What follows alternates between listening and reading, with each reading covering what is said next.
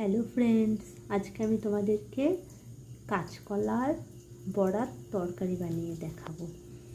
তার জন্য আমি কাঁচকলাগুলিকে সেদ্ধ করে নিয়েছি, তার সঙ্গে একটু আলুও সেদ্ধ করে নিয়েছি। এবার সেদ্ধ করা কাঁচকলা ও আলুর খোসাগুলো ছাড়িয়ে নিয়ে এর মধ্যে হাফ কাপের মতো ময়দা, হাফ কাপের মতো বেসন, নুন, হলুদ, একটু জোয়ান, একটু জিরের গুঁড়ো, একটু কাঁচা লঙ্কা কুচো দিয়ে ভালো করে এটাকে মাখবো।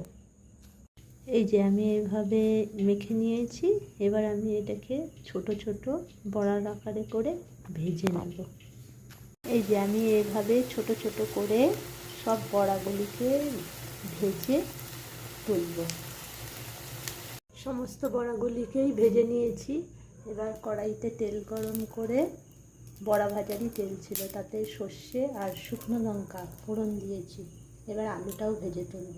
আলুগুলি হালকা ফ্রাই করে নিয়ে জিরে ও ধনে গুঁড়ো দিয়ে কষে নেব।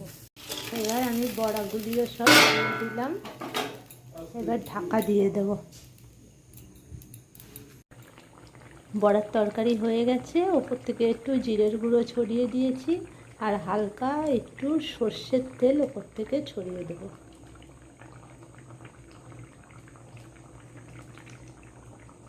ব্যাস, কমপ্লিট।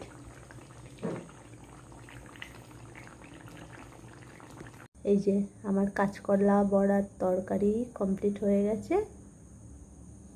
ভাত অথবা রুটির সঙ্গে খুব ভালো লাগে খেতে। তোমরাও বানিয়ে খেয়ে দেখো।